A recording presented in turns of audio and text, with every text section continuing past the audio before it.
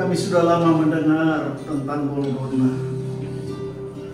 Kami sudah membaca banyak cerita tentang kubur yang kosong.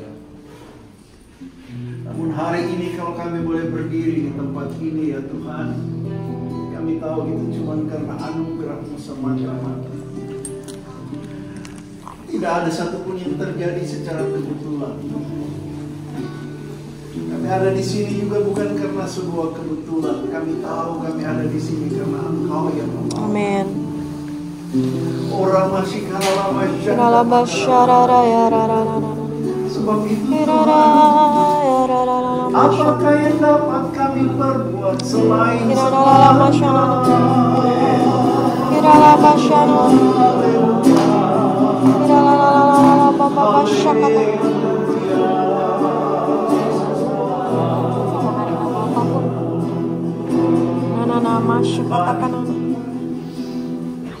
di sini kami akan memulai perjalanan profetik ini. Engkau bawa kami Tuhan untuk membuka perjalanan ini di Golgota dengan perjamuan suci Tuhan. Kami tahu ini sesuatu yang istimewa buat kami. Sebab itu Tuhan, kami perlu Engkau hadir di tengah kami. Amin. Dengan kuasa dan kasih-Mu.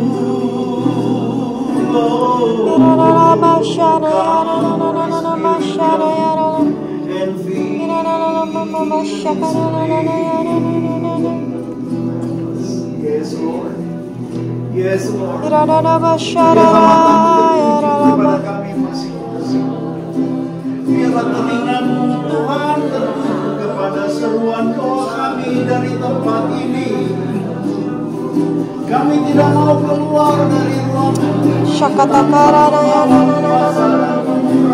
kuasa kebangkitan Tuhan.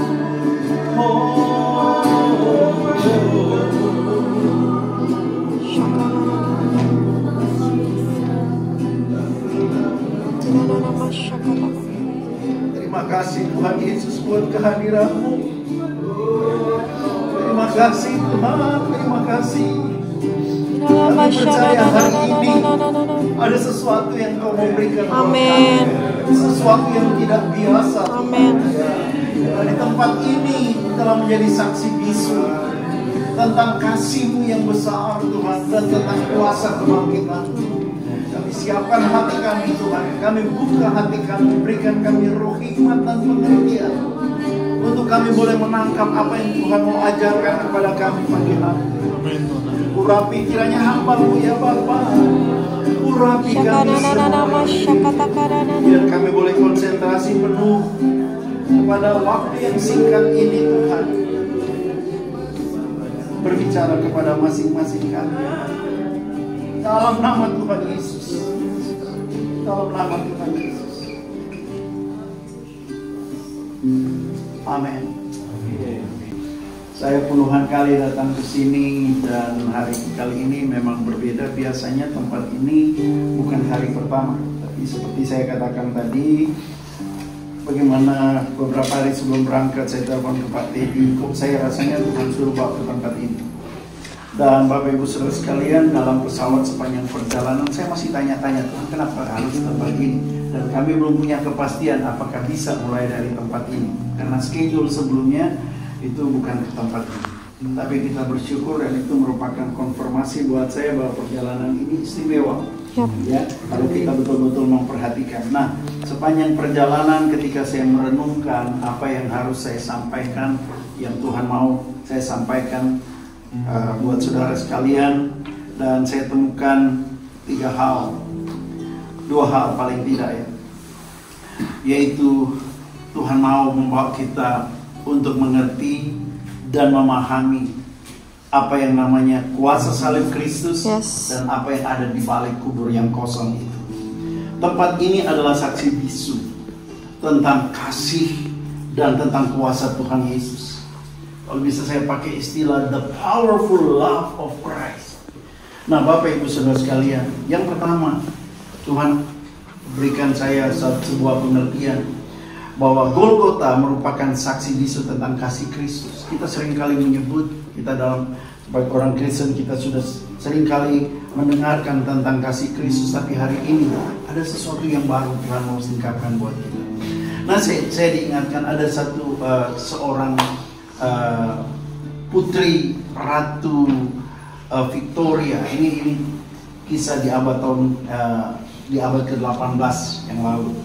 Saudara, pada waktu dunia dilanda oleh sebuah pandemik yang namanya Black Diphtheria. Nah, penyakit ini pada waktu itu tidak ada obatnya. Orang yang kalau kena itu biasanya mati. Dan itu penyakit di kerongkongan, di rongga mulut, timbul luka, kemudian memutih semua dan orang akan mati. Nah, Putri Alice ini punya seorang anak namanya Ernest, anak laki-laki yang paling tua, dan dia sangat sayang. Dan Ernest kena penyakit ini, diphtheria, Black Diphtheria. Dan pada waktu kena itu biasanya langsung diisolasi sama seperti COVID kemarin. Dan dokter melarang orang tuanya itu tidak boleh ketemu dia sama sekali, tidak boleh berdekatan karena sangat menular. Nah, saudara, kemudian satu hari Putri Alice ini mendapatkan berita dari perawat yang merawat anaknya. Dia bilang bahwa anaknya sudah sekarat, dan anaknya hanya berbisik, "Kenapa mama sudah tidak pernah menjenguk aku lagi? Aku lagi butuh mama di samping, kok kenapa aku ditinggal seorang diri?" Nah, saudara, mendengar itu Putri Alice tidak tahan.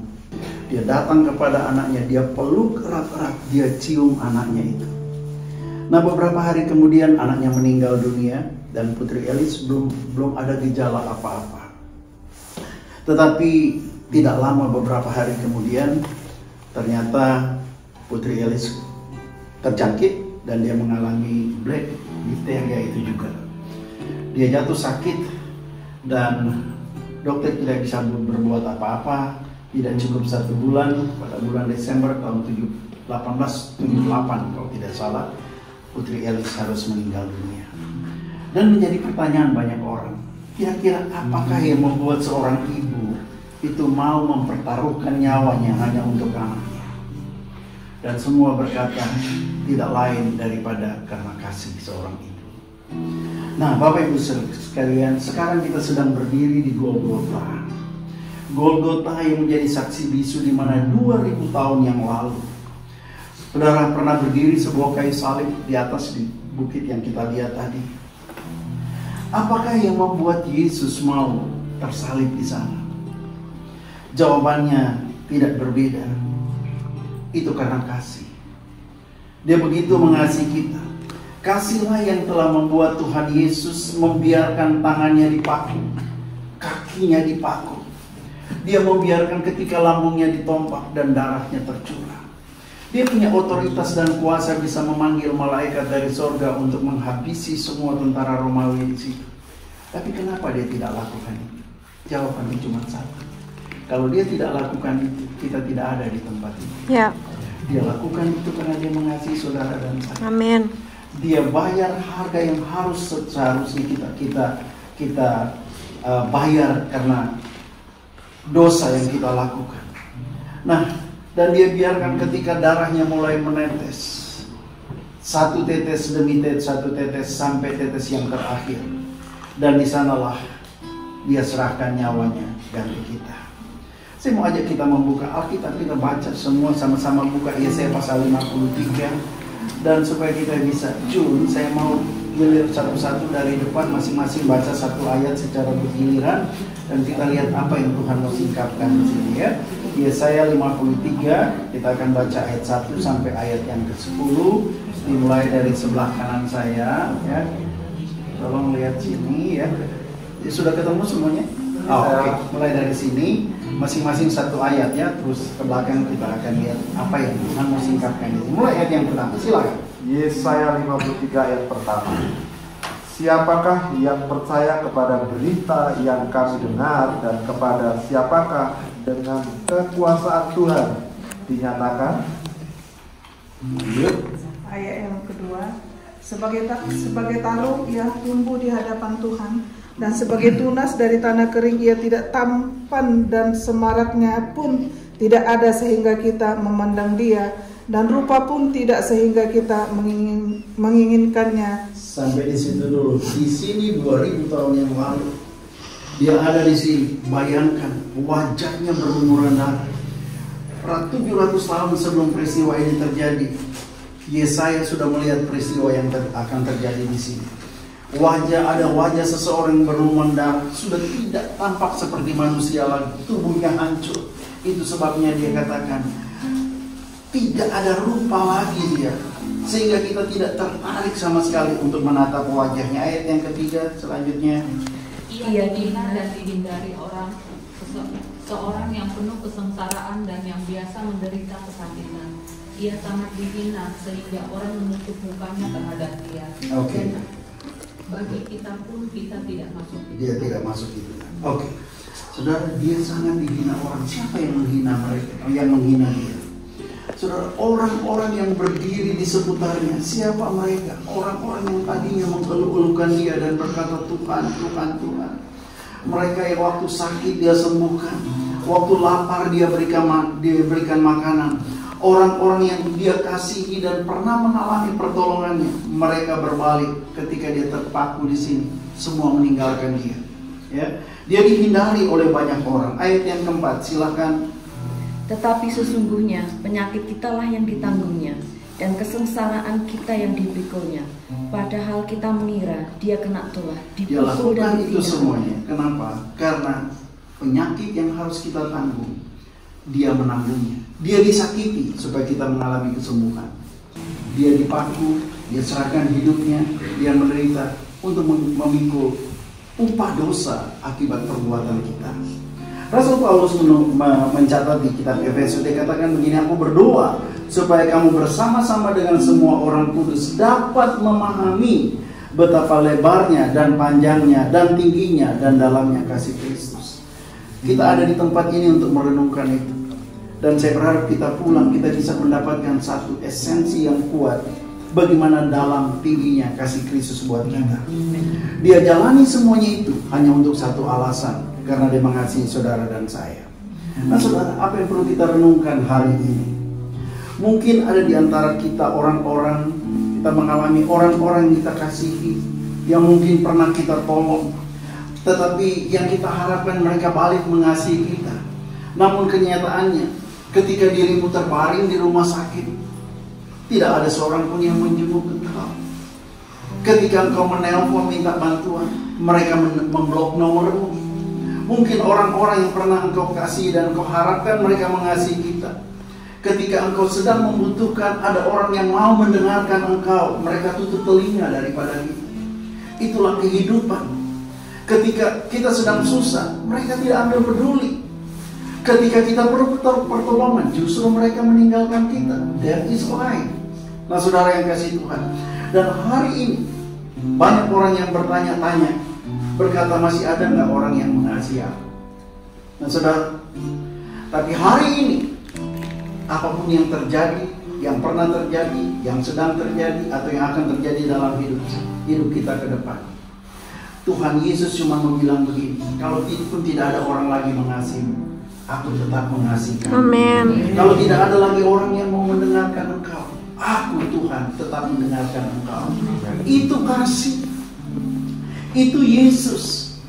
Dia berkata kalau tidak ada lagi yang peduli sama kamu, ada aku yang tetap mempedulikan engkau. Itu yang namanya kasih yang tidak terukur, dalam, lebar. Saudara, dan itu dibuktikan di sini di Golgota. Kasih. Katakan sama-sama. Kasih. Yang kedua, tentang kubur kosong yang kita lihat tadi. Kubur kosong itu merupakan saksi bisu tentang kuasa dan kemenangannya. Kita tahu semua pendiri agama sudah mati. Mereka punya makam dan mereka tetap ada di sana. Kerangka mereka ada di sana. Makam tempat di mana orang-orang para pengikutnya datang untuk bersiarah. Tapi hari ini dengarkan baik-baik. Kita sedang berdiri di depan kubur kosong Yesus, yang menjadi saksi bisu bahwa Yesus memang pernah mati, dia pernah dikubur.